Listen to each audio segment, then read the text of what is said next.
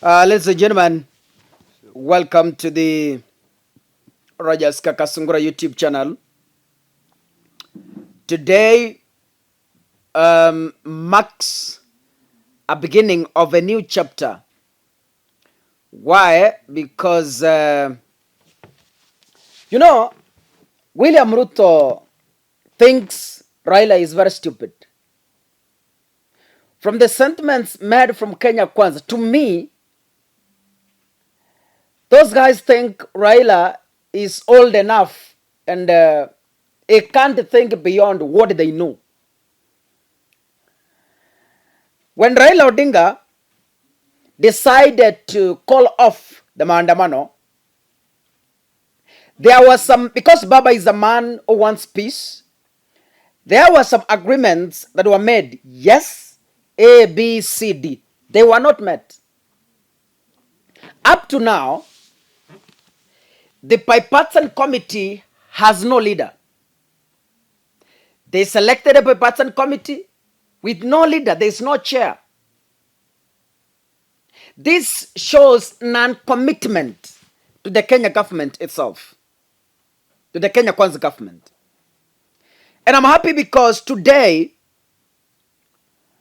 I have been calling on Baba to abandon the bipartisan talks and speak to Ruto from the road. Baba awachane na mambo ya bipartisan talks, and it has happened today. Mimi nimekuwa nikisema it's high time Raila Odinga abandons the bipartisan talks meant to delay action from Azimio. And instead, Raila should focus on facing William Ruto from the protests. It's time we need to act and stop being lied to by people who are not serious in running this country. So today, I'm happy that the Azimio team met. Baba and other principals met the bipartisan team led by Amolo Otiende, and they have resolved to abandon the talks. Why? There is no seriousness. And this is what I told Baba.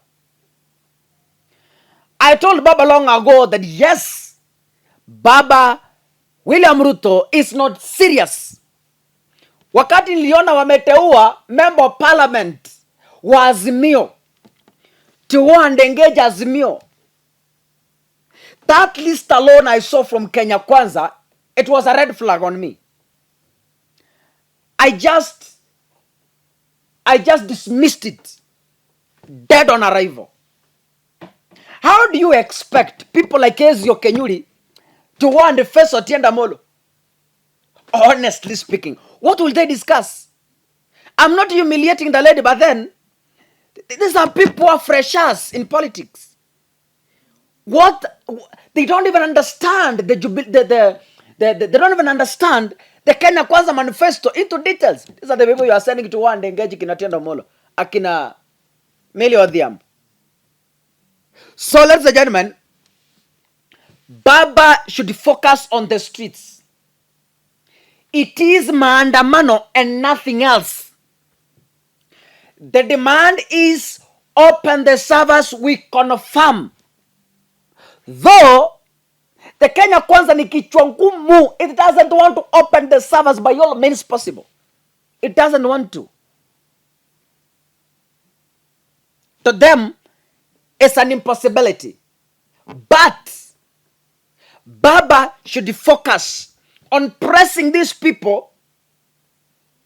The only language that a government understands is protests. That's the only available language. Any government in this, not in this republic, but on earth, the only language is the streets. Why? The streets cripple economy. And once economy has been crippled, it means government cannot run. That will force them to sit down and rethink. So Baba has announced maandamano.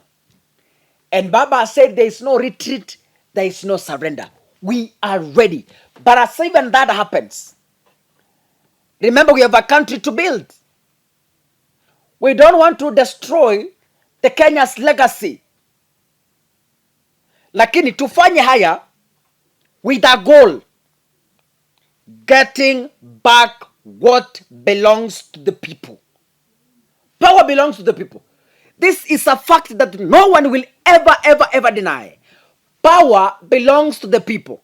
Those in power are just custodians. Now, going forward, the only language and the only gospel we want to hear from Raila Odinga: open the servers, lower the cost of living, reconstitution of IEBC, and then hii mambo ya kurukaruka chama na kununua wanachama wengine ipotee. Until that happens, there is no retreat, there is no surrender. Can we listen to what Kalonzo Musyoka said today? This is the leadership of Azimio la Umoja One Kenya Coalition Party, together with the delegates to the proposed bipartisan discussions that are scheduled to be beginning shortly. So we have a statement which is going to be read by Honorable Stephen Kalonzo Musyoka on our behalf. Thank you. Thank you.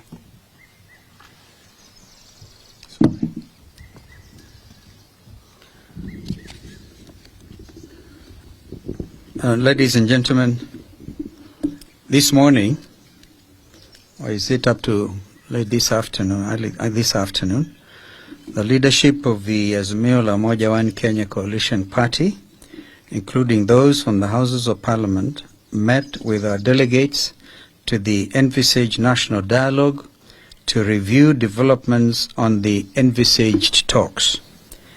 Any reasonable observer of the happenings in the last few weeks will agree with us that Kenya Kwanza has no intention whatsoever of holding any dialogue at all, let alone one that is honest, transparent, and bipartisan. They have exhibited absolute bad faith from the beginning, and we will highlight the same as follows. Number one, when Honorable Ruto invited us for talks, he did not in his speech capture the entire framework for talks as had been agreed upon with the emissaries he sent to us. This includes leaving out key issues on the cost of living and electoral justice, which are of utmost importance to us and the people of Kenya. Number two, the delay in naming his team is another sign of a lack of seriousness that has been made worse by the inclusion of members of the Azimio coalition in his team, when the whole country knows that respect for multi-party democracy is one of the key issues we have put on the table. Number three, to date, Kenya Kwanza has failed to name the leadership of his team as a way of stonewalling. Number four, last evening, we learned of a motion drafted by Kenya Kwanza leadership, allegedly aimed at setting up a joint select committee in Parliament. The motion is in absolute bad faith for the following reasons. A, we have insisted on an extra parliamentary process in view of the strictures of debate in Parliament. We will therefore not participate in any such parliamentary process. B, the motion is disguised as a product of bipartisanship, when in fact the leadership of Azimio and Parliament were neither aware nor consulted in its drafting. C, the motion proposed to name members of the minority party to the so-called select committee without any reference to the minority leadership, in violation of the standing orders of both houses. And D, the motion purports to set the terms of reference and scope of the discussions without any reference to us. We continue to insist that the dialogue must be about all the four issues, namely the cost of unga, fuel and electricity, forensic audit of the servers, bipartisan reconstitution of the IEBC, and respect for multi-party democracy. Kenya Kwanza cannot dictate to us what we cannot bring to the table. So given the foregoing, we as the leadership of a coalition have resolved as follows. Number one, we remain committed to an extra-parliamentary dialogue that is honest, transparent, meaningful, and bipartisan in conception and execution. Our members of parliament in both houses shall not be party to any other process, and particularly not the one proposed in the motion by Kenya Kwanza.